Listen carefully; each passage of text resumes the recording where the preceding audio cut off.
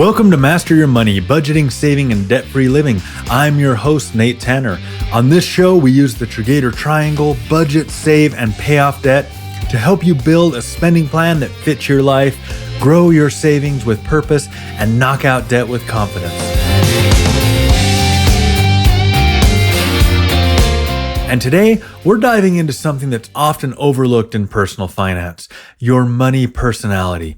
Because here's the truth, your spending plan isn't just about numbers. It's about behavior. It's about how you naturally interact with money, how you respond to paychecks, and how you lead your financial life. Some people love spreadsheets. Others avoid their bank app like it's haunted. Some plan every dollar. Others wing it and hope for the best. This episode is your Paycheck personality test, a guide to identify your natural money tendencies and build a spending plan that works with your strengths, not against them. We'll walk through 4 Paycheck personalities and help you discover which one you most align with: the planner, the floater, the firefighter, the free spirit. Then we'll explore how each type interacts with the Triggator Triangle and where they tend to get stuck. And most importantly, you'll learn how to tailor your spending plan to fit your wiring, not to fight it. Here's a quick stat to kick us off. According to a 2025 study by the Financial Behavior Institute, 71% of people say that their financial stress is tied more to how they manage money than how much they earn. That's not an income problem, that's a personality mismatch. As Oprah Winfrey once said, when you know better, you do better. Today, we're going to help you know yourself better so you can lead your money with clarity, confidence, and purpose. Let's get into it. What's your Paycheck personality? Take the quiz. Let's have some fun. Before we dive into how different personalities interact with the Triggator Triangle, let's figure out which one you most align with. This isn't a diagnostic, it's a discovery, a way to understand your natural money tendencies so that you can build a spending plan that works with your wiring, not against it. Grab a pen, open a notes app, or just keep a mental tally. We're going to answer 12 quick questions. For each one, choose the option that feels most like you. Here's a quick tip. Be honest with yourself. Before you dive into the quiz, here's something super important to keep in mind. Honesty is the best policy. When we answer questions about ourselves, we often respond based on what we want to be, not who we are right now. But this isn't about judgment or guilt. It's about discovery. So as we go through these questions, reflect on your actual habits. Think about what you've done in the past, not what you hope to do in the future. Because if we get caught up with our wishful selves, we might miss the insights that help us become who we want to be. This quiz is here to help you lead your money with clarity. And clarity, it starts with honesty. Ready? Let's go. Question 1. When your paycheck hits your bank account, what's your first move? A. Open your spending plan and start assigning. B. Wait until bills are due, then figure it out. C. Cover what's urgent and hope the rest works out. D.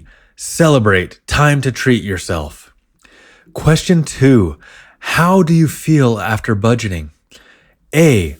Love it. I've got categories, trackers, and maybe even color coding. B. I know I should, but I don't really do it. C. I try, but emergencies always mess it up. D. Budgeting feels like a cage. I want freedom. Question 3. What's your biggest money win? A. Sticking to a spending plan for 3+ months. B.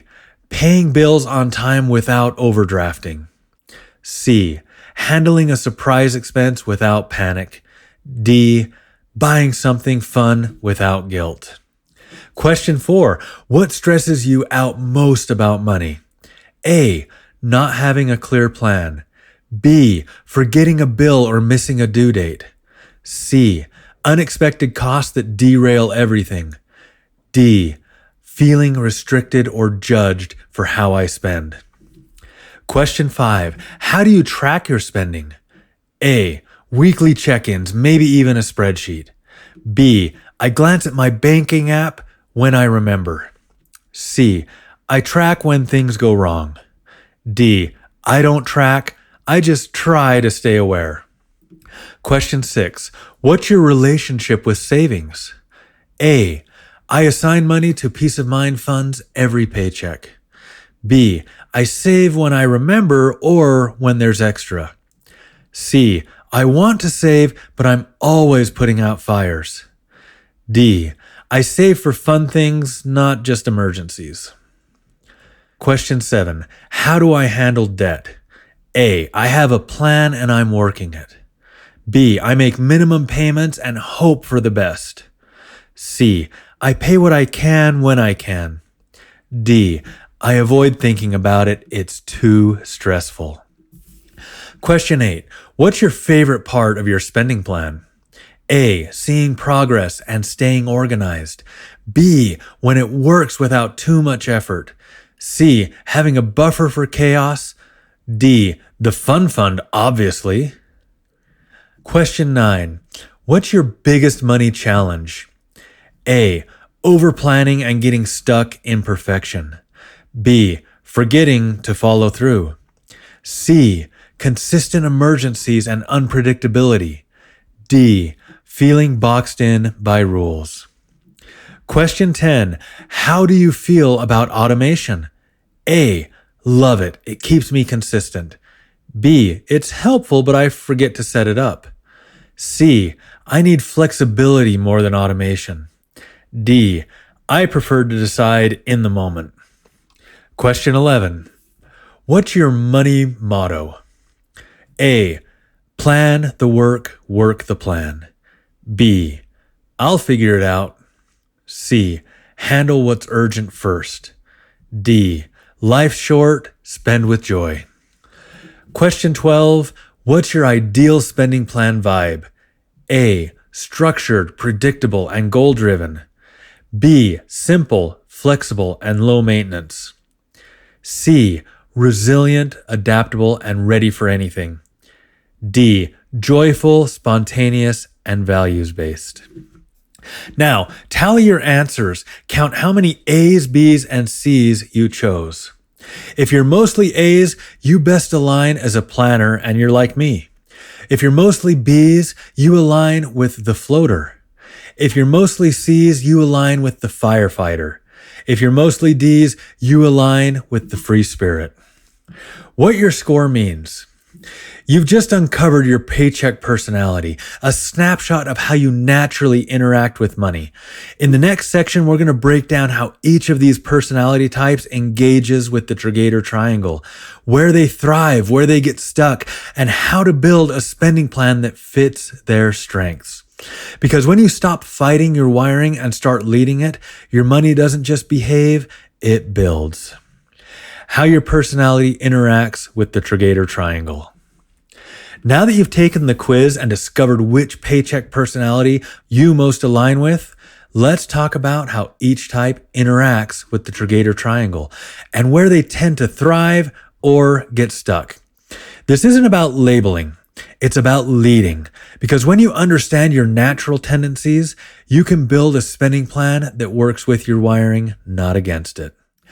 The planner. Some of the planner's strengths are that they love structure, consistency, and a long-term vision. Their Triggator Triangle superpower, the spending plan. Planners love assigning every dollar. They thrive on spreadsheets, trackers, and weekly check-ins. Their spending plan, it's usually airtight. Now, where do they get stuck? They get stuck with over-planning and perfectionism. They struggle to pivot when life throws curveballs, and they tend to feel guilty when they deviate from the plan. Here's a quick coaching tip if you're a planner. Loosen your grip. Build flexibility into your spending plan. Use your alligator fund to absorb those non-monthly expenses so that you don't feel like you failed when things shift. Let's talk about the floater. Some of the strengths of the floater: adaptability, simplicity, and low maintenance money habits. Their Triggator superpower is saving.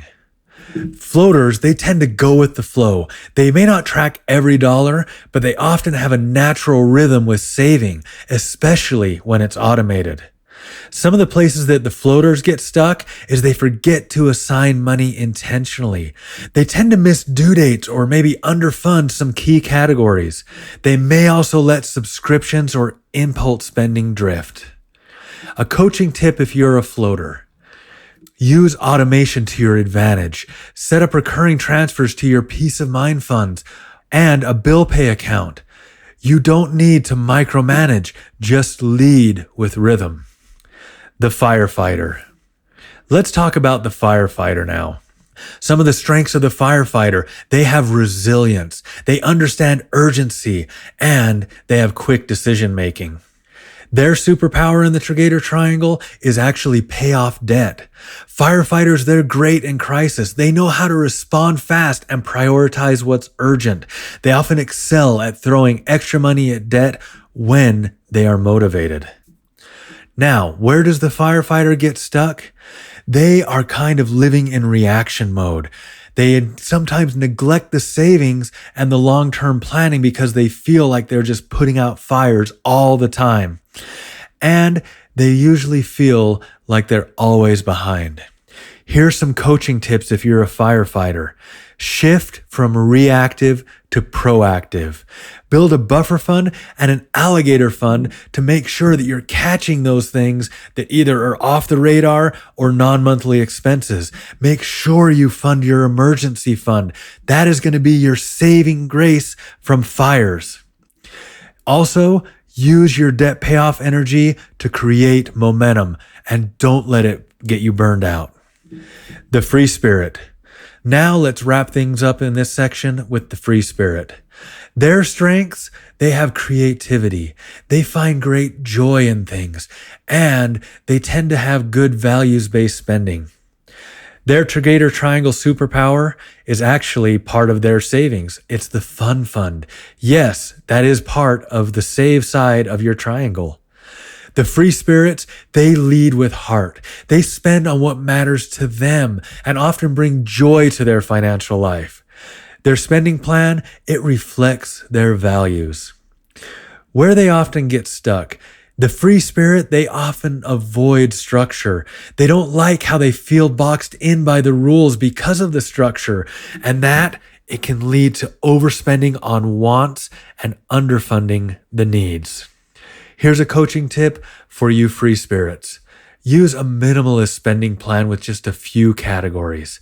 Assign money to your fun fund intentionally so that you can enjoy it without guilt. And automate your essentials so that you don't have to think about them. As Socrates once said, to know thyself is the beginning of wisdom. When you know your money personality, you stop trying to fit into someone else's financial mold. You start to lead your money with clarity, confidence, and purpose. Build your spending plan to fit your personality. Now that you know your Paycheck personality and how it interacts with your Triggator Triangle, let's talk about how to build a spending plan that fits your strengths.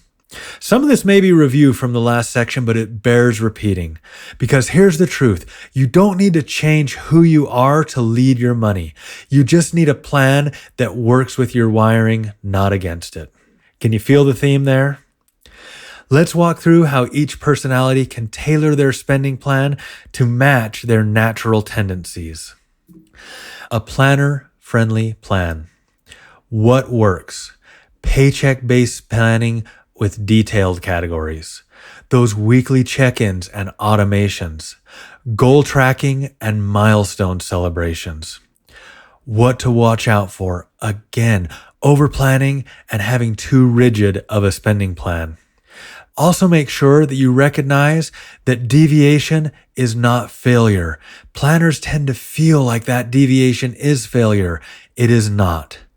And the tip for your plan, maybe put in a flex fund for unexpected expenses so that your plan doesn't collapse when your life shifts. And remember, progress always beats perfection. The floater-friendly plan. So some of the things that work for the floaters. Simple spending plans with 4 to 6 categories, and make sure that you're automating your bills and your savings. Lastly, visual tools like charts and dashboards to help keep you moving forward and keep that motivation high. Some of the things that you want to watch out for: forgetting to check in. Don't let your spending plan float too far. Make sure you're checking it, adjusting it, and moving with what's going on in your financial life. Don't let money drift without assignments. Do that check-in. Keep things assigned. Here's the tip for your plan. Set a recurring calendar reminder for that 15-minute check-in. Use direct deposit splits to fund your peace of mind funds before the money hits your checking. The Firefighter friendly plan. What works? So let's talk about some of the things that work for the firefighter. Now, for a firefighter, you need to have your emergency fund and your alligator fund as top priorities. And just for a quick review, if this is your first time listening, the alligator fund is what you put together for non-monthly expenses that don't come up on your regular plan, but are there. Next, debt payoff strategy with visual progress. Make sure that you're able to see that strategy working and moving through to keep you motivated. Create a spending plan that can adapt quickly. Some of the things that firefighters need to watch out for: living in that reaction mode. You've got to switch over into that proactive mode so that you're not putting out fires, you're preventing them. Also, make sure that you're not neglecting long-term goals. A lot of the times, those firefighters, they will not be looking at that long-term because they just feel so much in that moment of putting out that fire. Here's a plan tip for you. Build a buffer fund to reduce those financial fires. Use a debt thermometer or tracker to visualize the wins and keep your motivation high. The free spirit friendly plan. Here are some of the things that work. That minimalist spending plan with more broad of categories. Keeping a good fun fund that's assigned with intention, not just randomly floating. And making sure that you continue with your values-based spending that reflects what matters most. Here are a few things to watch out for if you are a free spirit. You want to make sure that you're not avoiding structure entirely. We know that you don't like structure, and it sometimes feels like you're boxed in, but you do need to remember that a goal that's not written down is a wish, and that you need to build a plan that you can follow and move through. That doesn't mean you're restricted. It means that you're leading. Make sure that you're not overspending on joy and underfunding your essentials. Those free spirits, they love to go for joy first, and sometimes that eats in to what they really need. Here's your plan tip. Automate your 4 walls and peace of mind funds so that you can spend a little more freely without guilt. Use a joy category to celebrate without sabotaging your progress. As Marcus Buckingham said, you will excel only by maximizing your strengths, never by fixing your weaknesses. Your spending plan should reflect who you are, not who someone else thinks you should be. So build it with clarity, lead it with confidence, and let your personality be your financial superpower. You've made it to the end of the Paycheck personality test, and if you're still here, you're not just learning about your money habits, you're leading them. In this episode, we walked through a fun self-assessment to discover your Paycheck personality, how each type interacts with the Triggator Triangle, budget, save, pay off debt, and how to build a spending plan that works with your strengths, not against them. Because here's the truth, your financial success isn't about becoming someone else. It's about becoming more of who you already are with clarity, confidence, and purpose. Today's challenge is simple but powerful. Review your quiz results and identify your dominant personality type. Choose one adjustment to your spending plan that aligns with your strengths. Automate one habit that supports your personality. Example, savings for floaters, debt tracking for firefighters, fun fund for free spirits, and weekly check-in for the planners. Make sure that you write it down, assign it with intention, and lead your money like it's built for you, because it is. Got a personality insight that changed your spending plan, a quiz result that surprised you, or a moment where your money finally felt like it fit? Send me your story. Email me at podcast@Triggator.com. Also, send me your questions. I would love to talk about things and get some insight into your plan. Also, you can message me on Instagram, Facebook, or X @Triggator. And if this episode helped you lead your money with more clarity, follow the show so that your next paycheck starts with purpose. Leave a review, especially if it helped you ditch guilt and embrace your strengths. Share this episode with a friend who is tired of one-size-fits-all budgeting advice. And don't forget to follow @Triggator for behind-the-scenes content, encouragement, and a few memes that might just make your day. Coming up next time, the alignment equation, how couples can build a spending plan together. I'm really excited about this one because money tension in a relationship, it is real, but it doesn't have to be permanent. Next time, we'll walk through how couples can move from financial friction to teamwork by reframing budgeting as a shared spending plan with joy built in. You'll learn how to set one shared savings goal, automate it together, and use the triangle for two to align on budget, save, and pay off debt. Because when your values align, your spending plan doesn't just work, it brings you closer. Your spending plan isn't just a tool, it's a reflection of who you are. And when you lead it with your personality, your strengths, your wiring, your rhythm, you don't just manage money, you build momentum. So know yourself, lead with clarity, and remember, your personality isn't a problem, it's your superpower. Thanks for listening to Master Your Money, Budgeting, Saving, and Debt-Free Living. I'm your host, Nate Tanner. See you next time.